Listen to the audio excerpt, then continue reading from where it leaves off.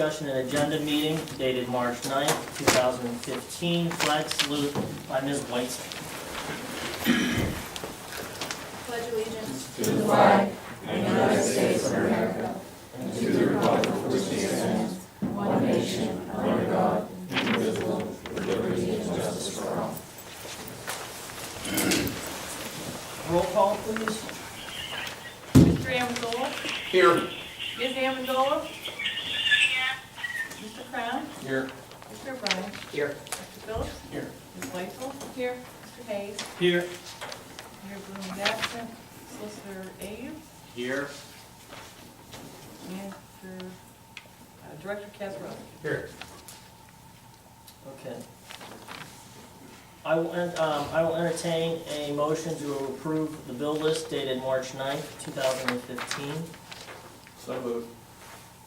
Second. Moved and second. Any discussion on the bill list? Hearing no discussion, all in favor? Opposed? Motion carries.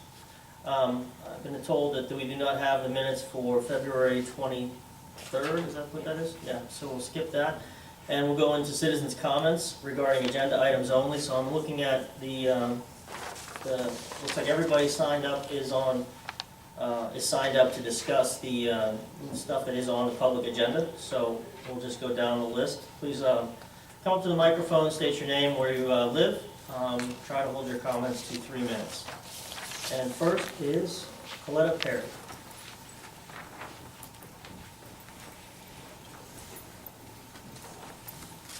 Good evening, Coletta Perry, 10 Hallwick Road in Grafton. After listening to the last council meeting on YouTube, I was really hoping to hear more of a detailed discussion tonight ahead of the motion that was mentioned at the last meeting for the emergency services.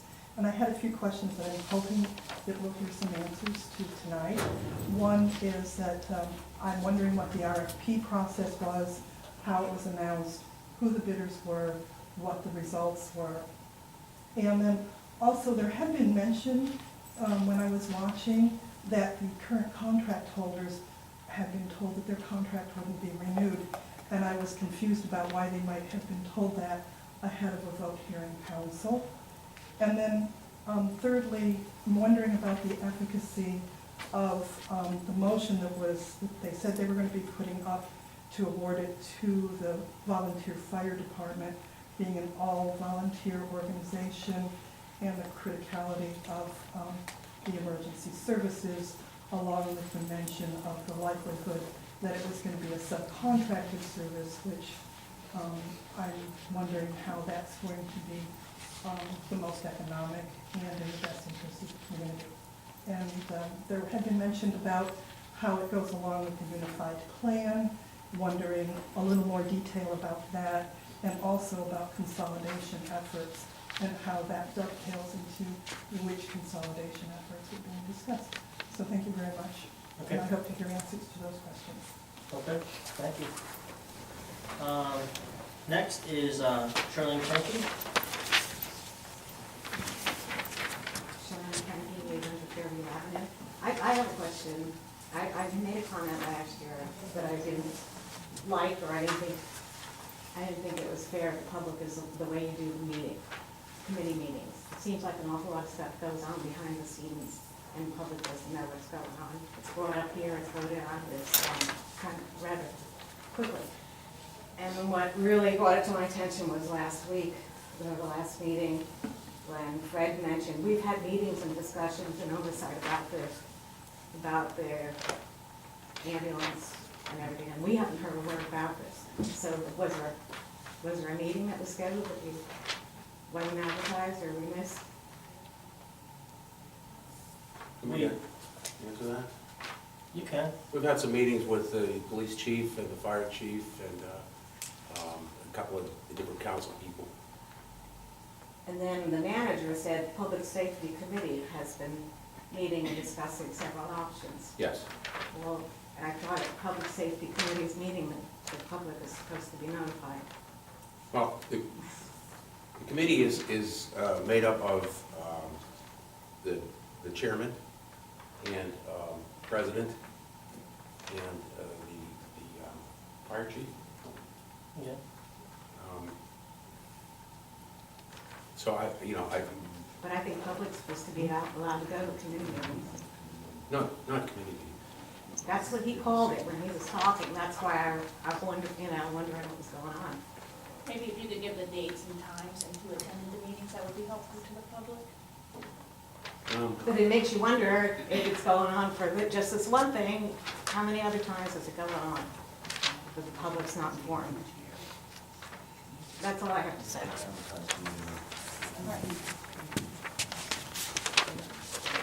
Okay, Susan O'Connell.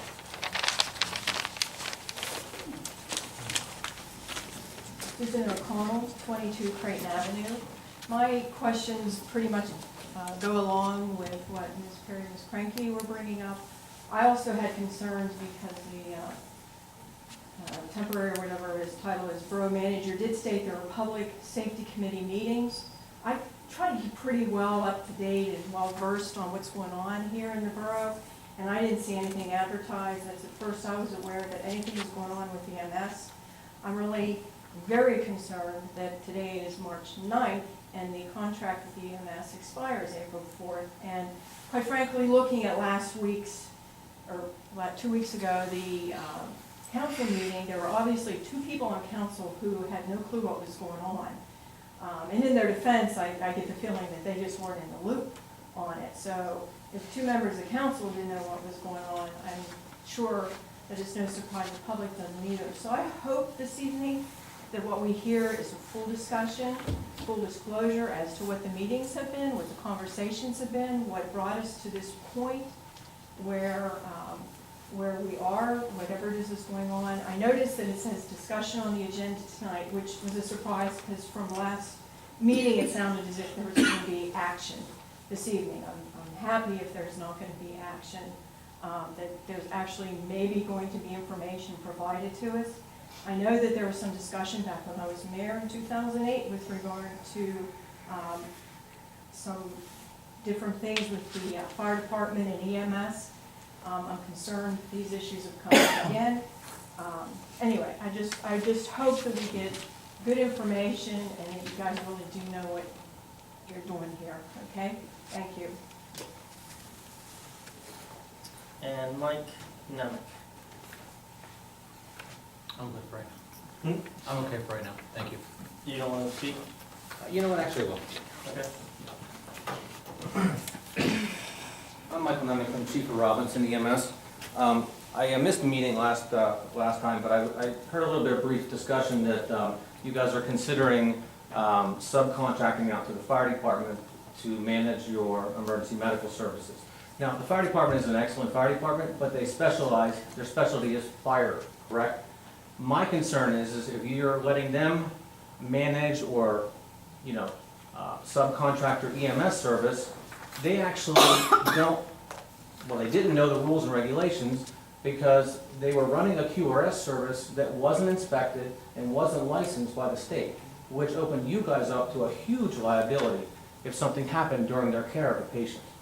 So I'm concerned that, their specialty is fire, not EMS. Thank you. All right, that's the end of citizen comments, so we'll go into administration. I'll entertain a motion to hire Robert Kazarowski as Director of Public Works, a full-time position at an annual salary of $55,000 effective March 16, 2015. So moved. Second. Moved and seconded. Any discussion on this motion? I think we should tell the public how it was advertised. We didn't advertise. Okay, thank you. Any other discussion?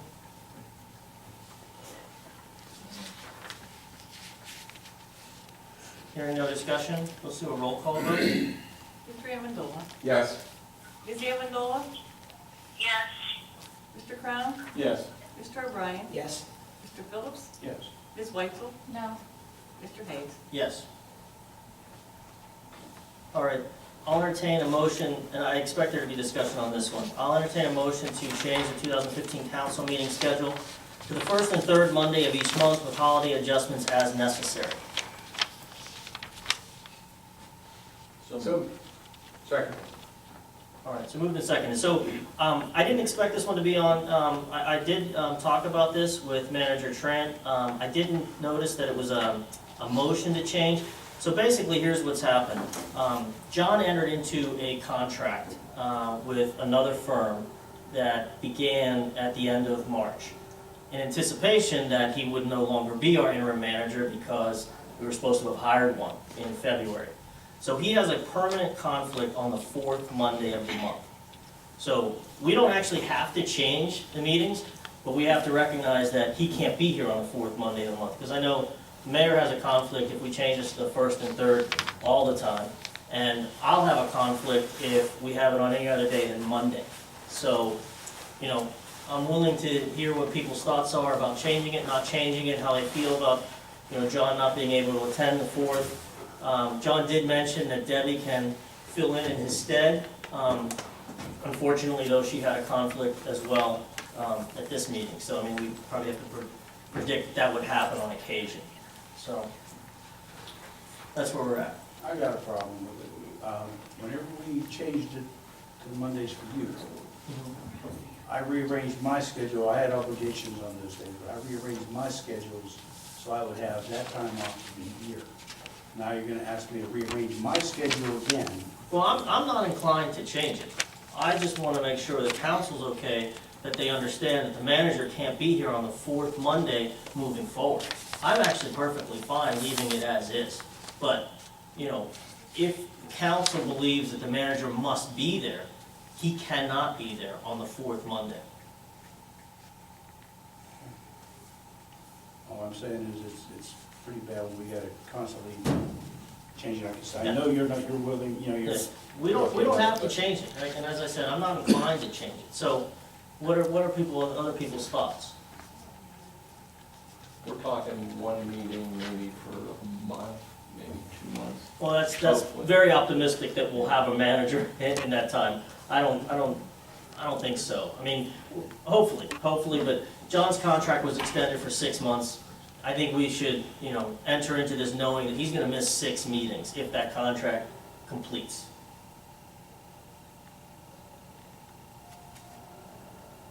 Any other thoughts? I'm assuming he knew this prior to entering into the contract with us, He knew what? that he would have a conflict. No. He expected his contract to end at the end of February. He entered into a contract with another firm starting in March. He expected to be done. Okay. And then we have Deb, who's also a partner with him, so we should have coverage. Yeah, I mean, what his words were to me were that Deb can fill in, you know, when she can, right? I mean, you know, she's not here tonight when John is on vacation because she has another conflict. So, I mean, the point is that, yes, she can fill in when she's available. I would personally expect her to see her at all of those meetings because, you know, now that we know John's gonna be missing, she should be able to set her schedule accordingly, be at those meetings, but, you know, we can't predict that future, but that's what I would expect. Does someone want to give an update to the public regarding the manager search? Let's close on this motion first. Any other discussion on this motion? Anyone inclined to change it? I'll rescind my motion. I'll write it down. What? I'll write it down. Yeah, that's what so I'm just getting at. I want to make sure that, you know, if there's any other possibilities or, you know, somebody wants to speak to another day or whatnot, or not change it, we could just vote it down. Okay, let's just roll call on the motion. Mr. Amendola? This would be to change it. If you don't want to change it, it's no. Is that a conflict for you? Oh, yes. Okay, then, let's forget about it. Let's leave it where it is. Then no vote? That's enough. Ms. Amendola? No. Mr. Crown? No. Mr. O'Brien? No. Mr. Phillips? No. Ms. Waitzel? No. Mr. Hayes? No. Motion fails. All right. So now moving into public safety, discussion on the emergency medical services.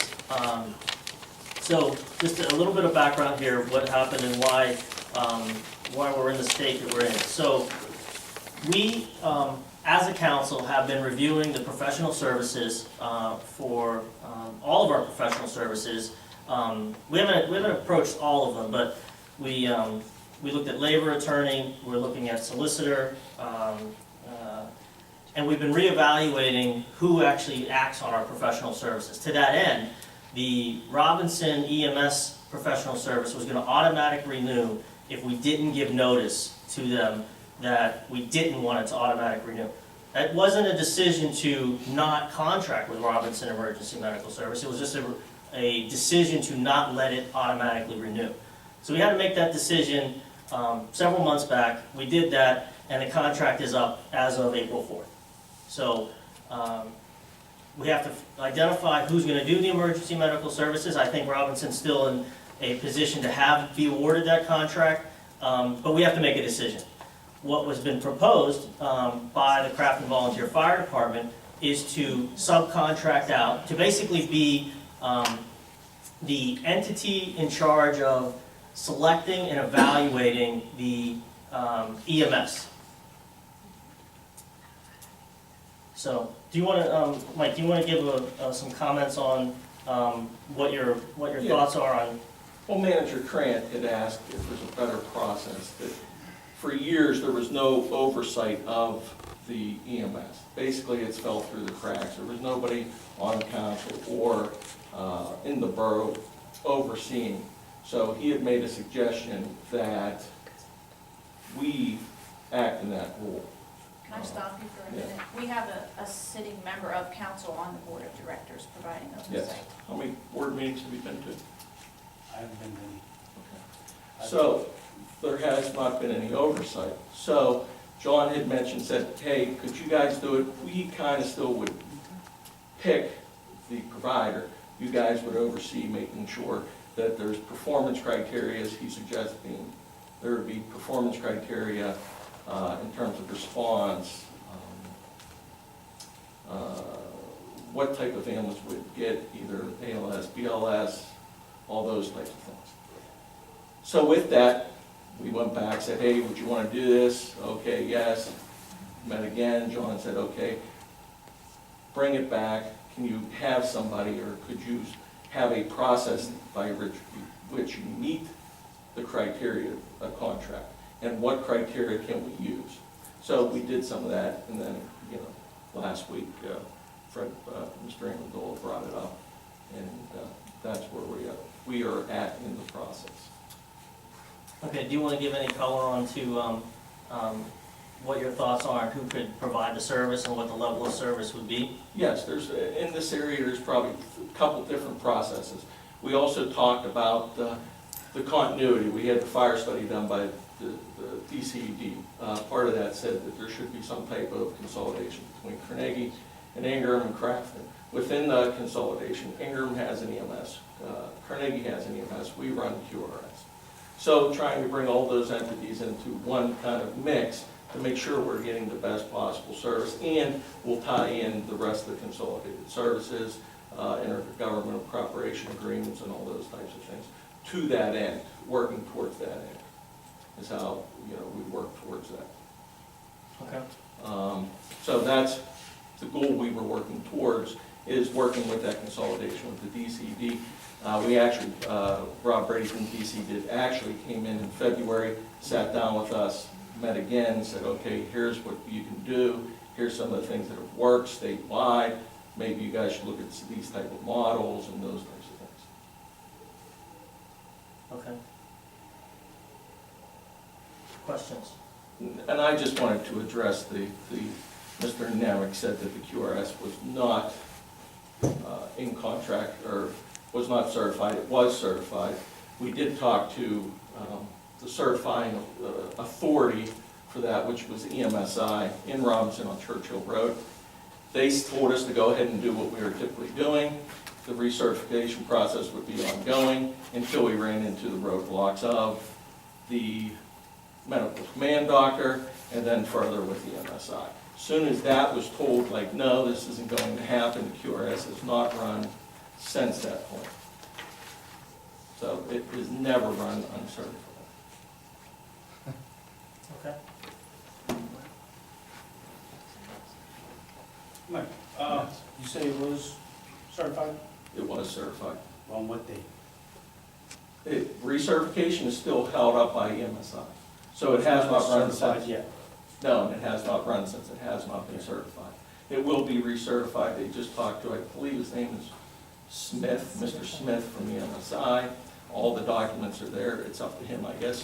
From the process I understand has to go to the state. They have to come out and do the observation of the vehicle and do the checks of the vehicle in order for it to be certified. How many other EMSs have you asked for applications from We try to stay within the consolidation. within? Yes, within the fire consolidation. And how many is that? 2 to 3 And who are they? with us. Carnegie, Ingram, Crafton, and an overseer. We're looking at a contractual arrangement with Northwest to oversee the process. We just got an email from him today. Very- I'm speaking to Mr. very- Robbins. Oh, sorry. Another question I have for you. If you would go ahead and let the fire department do this, where will be housed? Where will the EMS be housed? Well, that's still up to discussion. There was no final decision. The downstairs, the basement of the borough building is typically where it's always been housed, except for Have you time looked in the between. basement of the Oh, borough for- building? I believe Robinson EMS is in there now. In the basement? Yes? Thought they were in the garage. No, they're in the basement. In the basement? How is it over there? Terrible. Okay. So we can house it in the garage. That's not a problem. Back in 2008, whenever we were going through this before, what were you asking for the EMSs to donate to the fire department for storage for the EMSs? Well, there was no fee for the storage. None whatsoever, No fee. Here's how that came down. okay? In 2002, 2003, Mr. Meredith, who was the then director of Robinson EMS, came to the fire department and said, hey, the downstairs, we found rats, some of the sewers flooding, we'd like to come over to the fire department. We had just built a brand new fire department. We said, yeah, sure, let's do that. So in the process, he said, we can work out some agreement towards rent. Okay. So And what was the figure? we didn't negotiate one up front. It was $600-700 when he first mentioned You it. sure it wasn't $1,500 per No. month was grocery of the edge, or $18,000 would be Not- the order Not at first. at first? So No, what not did at the- first. What did the 18,000 come I in for? think you're looking further down the line in 2008. So at first, when he first came in 2003, that wasn't part of it. Okay, this was supposed to go on until 2014, Right. so we were gonna be Well, doing, are you looking at something that was dated 2008? yes. Okay, Whatever, we Robinson- went through this before. yes. First, you have to understand, Robinson EMS first came over to the fire department and used our quarters for 2003 through 2008. And they roughly used five- what, utilities and stuff that the borough was paying for? They used our space, they Uh-huh. ruined our furniture, our carpeting, all those types of things. We're not going to get into that, that's not That's what we're here for. for. We're not here to bash anybody. We're not bashing, we're Well, just asking. I can't say, yes, there was destruction that was done to our property. I Okay. went back to Mr. Meredith many a times to talk about redoing the agreement. Mr. Meredith then in 2008 said, okay, let's go meet. We met out at Atreus and Robinson. We went over this. He said, okay, let me take it back to the board. What do you guys want for a monthly rent figure? It was for rent to be housed in our facility. You never sent out a letter stating, Yes, you wanted this one? You did? Yes. You did send out saying you wanted Absolutely. 15. because they were housed in the $18,000 fire a department's year. property. If somebody would, if I came to your house and said, okay, I'm just gonna pull in your garage, I'm gonna live in your garage, you're gonna say it's for free? So the fire department is gonna make money on this, correct? No, we're gonna pay our debt. That was part of the thing. It's part of paying our debt. We have debt associated with the fire station. One more question, what about, was paying for debt, $30 per, hold on one second, get to $30 per call to the fire department, and the fire department volunteers will be given free memberships to the EMS services, the whole bit. What's up with Yes, that? when Robinson came into the fire department, came into the borough in 1998, if you bought the original agreement, there was a side agreement with, between Robinson EMS and the Crafton Fire Department. In Side that agreement, agreement? yes, in that agreement, You it mean said that not including the borough council? No. Oh. Mr. Meredith and the board of directors at Robinson EMS had said, here's what we're going to do. If you run your QRS like in the, or that contract said we should, that we will provide you with a certain amount of money per call, 25, I think it was at the start, per call. Then it came in probably about 2005, Mr. Meredith came to us and said, okay, let's start, if we can get more people on the call, what we'll do is enter your volunteers into our volunteer pool where you can get some type of incentive. So that was prior to the 2008 agreement. So the fire department was gonna make out on this and nobody else would? What about No, this? we were paying for our expenses. Who pays for the expense of the QRS? Who pays for the expenses at the, Who pays for the expense of our property? That was all that was. That was a property reimbursement. I thought the borough was paying for No. the fire. Well, you don't pay for QRS. No, you do not. So it's gonna be, I'm just curious, it's just, something seems weird here Yes. to a lot of Well, people. you're trying to draw connections where there's no connections. There's a lot of connections. The original date was 1998, where we did have contracts with them, up through 2008. And then, again, the new service came in, no agreements, that Robinson EMS looked back over and said no new agreements.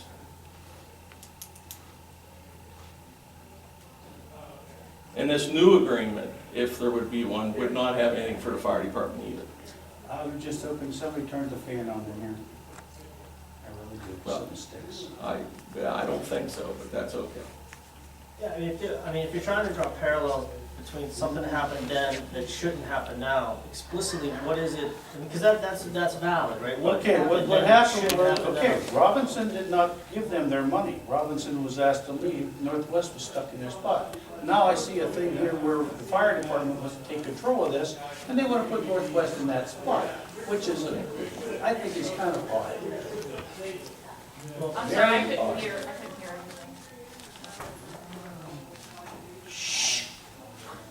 Thank you. I do believe that this should have been put out for bid, not let the fire department have any control over it. This is the council, we control it. This is where it should stay. It's not put out to bid. According to Mr. Amendola, he was at the, someplace with Robinson EMS fire, people, and was asked to talk about this, and he said, I can't talk about it, it's a done deal. What's a done deal? That's what I wanna know. Well, can I speak? Yeah. Ladies and gentlemen, I am the chairman of the Public Safety Committee for this borough. And it's my job to make sure that the safety of the people of our community is at the highest standards.